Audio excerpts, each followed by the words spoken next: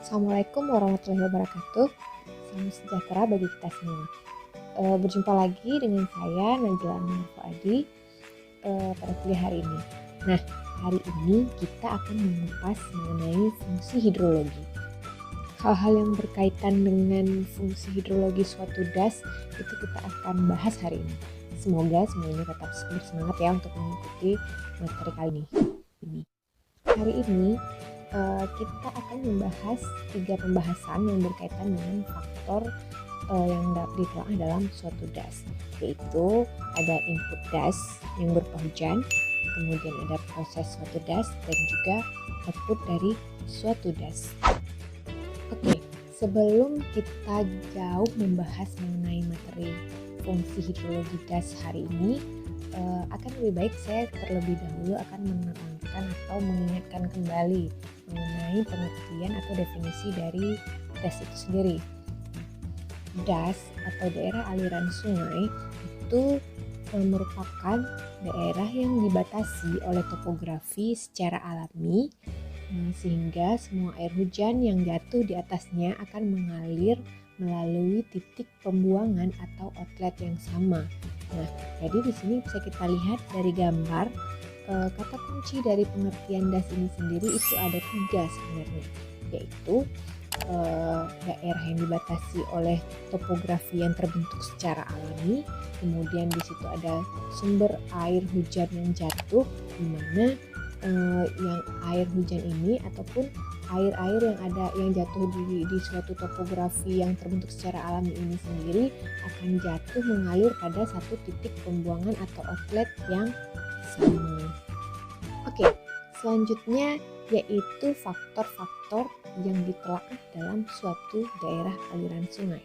Seperti yang saya jelaskan sebelumnya, faktor yang ditelaah dalam suatu das itu ada 3. Yang pertama itu ada input, kemudian ada proses, dan juga ada outputnya. Nah, di sini input dari suatu das itu sendiri yaitu berupa hujan, kemudian di mana prosesnya itu ada intersepsi, evapotranspirasi, depression storage, surface detention, infiltrasi, dan perkolasi. Dan output dalam suatu das itu berupa debit sungai atau aliran permukaan, kemudian itu juga ada polusi, ada sedimen, dan produksi serta kesejahteraan. Nah, mungkin setelah ini akan saya bahas satu persatu lebih rinci.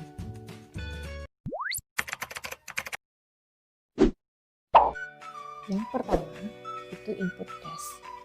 Input suatu das itu adalah hujan, air hujan. Jadi curah hujan itu merupakan komponen penting dalam suatu hidrologi karena air dari curah hujan ini sendiri merupakan satu-satunya sumber air ya di dalam suatu das. Nah, seperti kita ketahui sendiri, curah hujan itu dia itu bervariasi menurut waktu dan ruang, di mana variasi menurut waktu itu bisa kita lihat ditandai dengan adanya pergantian musim. Sedangkan variasi menurut ruang itu dipengaruhi oleh adanya uap air, letak geografi, elevasi dari suatu tempat.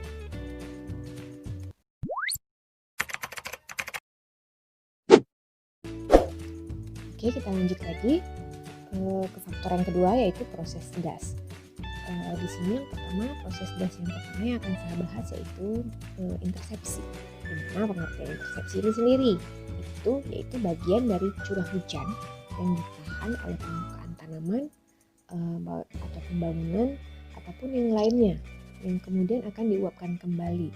Nah, intersepsi ini sendiri juga biasanya disebut dengan penguapan yang tidak produktif. Dari suatu hujan yang jatuh di atas vegetasi, sebagian itu akan ditahan oleh daun, tetapi sebagian yang lain itu akan mengalir melalui dahan dan batang hingga sampai ke tanah. Itu proses itu disebut dengan stem flow. Sedangkan sebagiannya lagi itu akan jatuh ke daun, kemudian langsung ke permukaan tanah. Itu disebut dengan trough fall. Nah, biasanya itu kurang lebih 10 hingga 20% hujan yang terjadi itu akan diintersepsi oleh tanaman. Dan kita ambil contoh yang lain, misalnya hutan yang rapat itu biasanya intersepsinya itu bisa mencapai 25% dari curah hujan tahunan. Namun jika hujannya hujan gerimis, hanya hujan gerimis, total hujannya itu kan kurang dari 0,25 mm. Jadi jumlah intersepsinya itu akan lebih tinggi karena hujannya hujan gerimis, itu bisa mencapai 100%. Namun untuk hujan yang di atas 1 mm itu besar intersepsi itu bisa berkisar hingga kurang lebih 10 hingga 40%. Nah, intersepsi ini sendiri dipengaruhi oleh banyak faktor. Yang pertama bisa kita ketahui misalnya dari sifat-sifat hujannya, misalnya seperti tadi, apakah hujan itu hujan gerimis ataupun hujannya hujan lebat, otomatis kan bagian hujan yang tertahan di suatu permukaan itu kan akan berbeda. Nah, selain itu juga ada faktor dari jenis, umur, dan kerapatan tanaman. Proses das selanjutnya yaitu evapotranspirasi. Untuk pengertian evapotranspirasi atau pemakaian air konsumtif tanaman itu yaitu jumlah air pada suatu areal yang dipergunakan untuk transpirasi dan pembentukan jaringan tumbuh-tumbuhan serta air yang diuapkan, baik diuapkannya itu di sekelilingnya maupun dari yang diintersepsi oleh tanaman. Komponen evapotranspirasi atau ET itu terdiri dari transpirasi dan evaporasi yang terjadi seperti itu.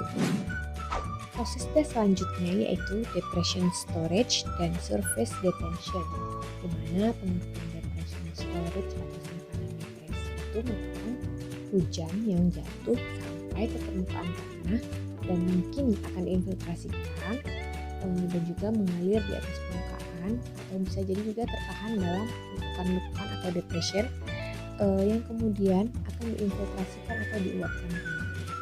Nah, keadaan dan ukuran lekukan-lekukan depresi tersebut itu sangat dipengaruhi oleh topografi dan sistem pengolahan tanah di daerah yang bersangkutan.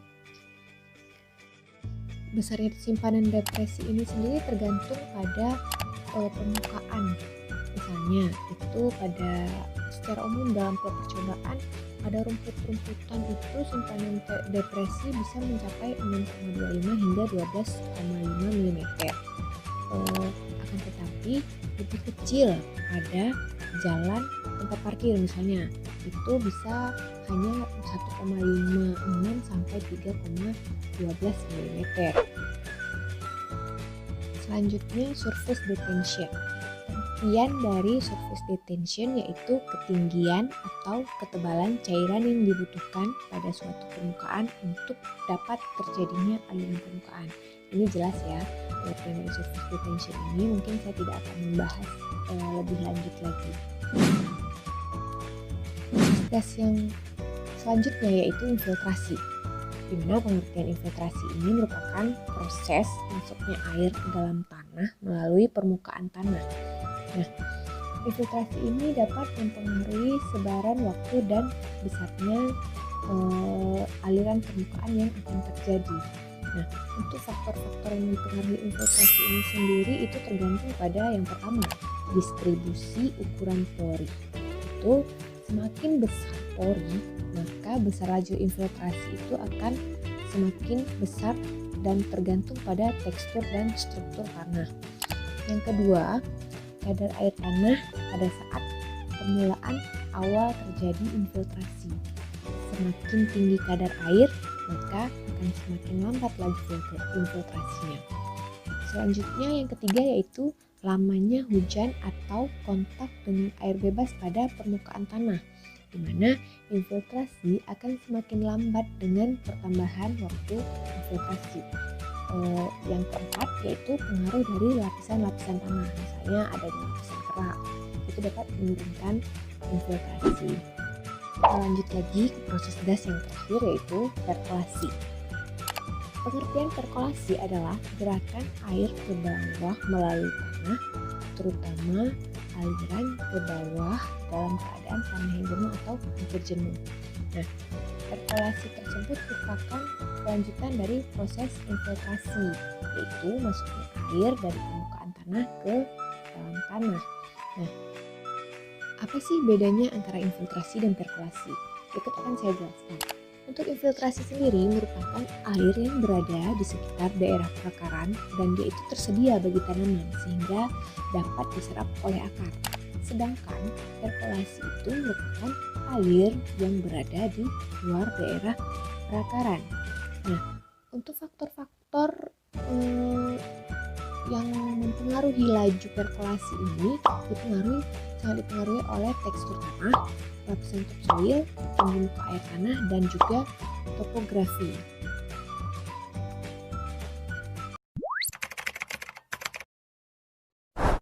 Oke, materi kita yang terakhir yaitu mengenai output das, di mana kita ketahui sendiri output das itu berupa debit sungai atau aliran permukaan, kemudian ada polusi dan sedimen, selanjutnya itu ada produksi, dan yang terakhir yang keempat itu adalah kesejahteraan.